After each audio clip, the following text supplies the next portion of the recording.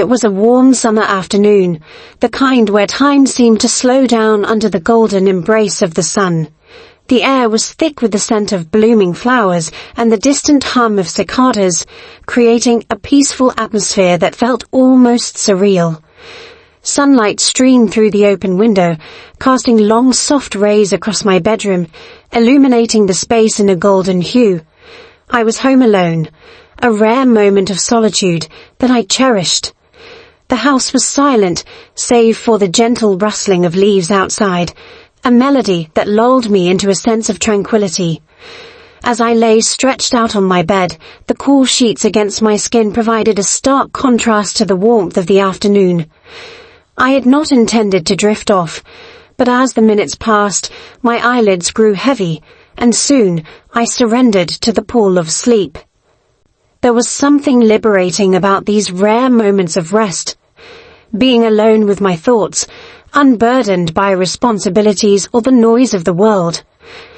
I felt vulnerable yet free, floating between consciousness and dreams. A soft knock on the door jolted me awake. My heart leaped in my chest, startled by the unexpected intrusion.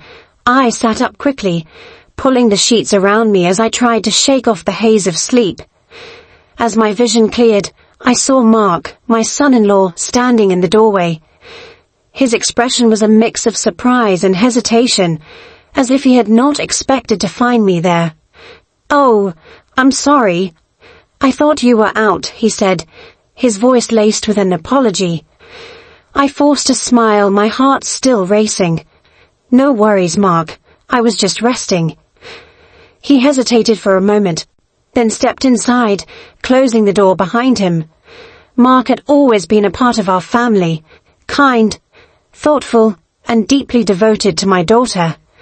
Over the years we had shared many conversations, but this one felt different. The air between us was charged with something unspoken, an awareness of the unusual intimacy of the moment. "I didn't mean to disturb you," he said, rubbing the back of his neck awkwardly.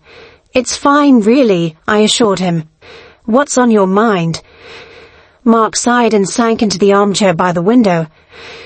"I guess I just needed someone to talk to. Things have been complicated lately." I nodded, understanding that life had a way of throwing unexpected challenges our way.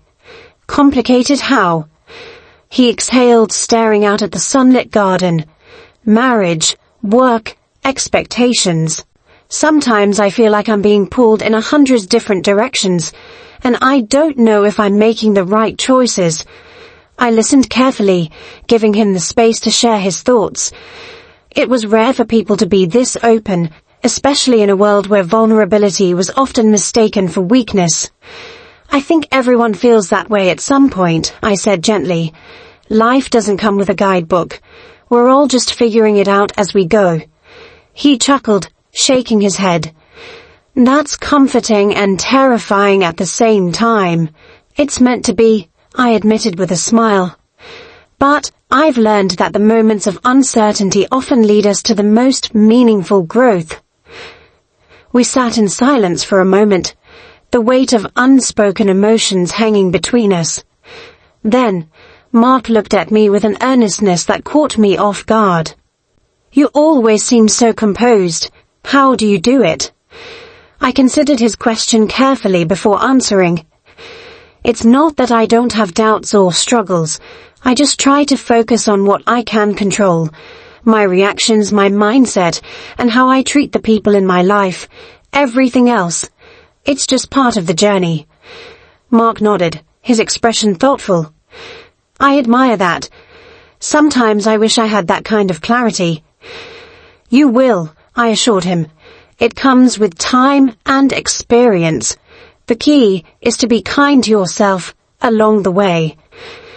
The conversation flowed easily after that, moving from heavy topics to light-hearted stories about family, travel, and childhood memories. The afternoon sun shifted, casting a golden glow across the room as the hours passed unnoticed. It was rare to have such an honest exchange, a moment of genuine connection that reminded me of the importance of slowing down and appreciating the people in our lives. As the evening approached, Mark glanced at his watch and let out a small laugh. I should probably head back before they start wondering where I disappeared to. I smiled. Time flies when you're lost in good conversation. He stood and stretched, looking more at ease than when he had arrived. Thanks for this. I didn't realize how much I needed to talk. Any time, I said sincerely. Sometimes all we need is a little perspective. Mark nodded, his gratitude evident. You always know the right thing to say. I shook my head with a chuckle. Not always, but I do know that talking things through helps.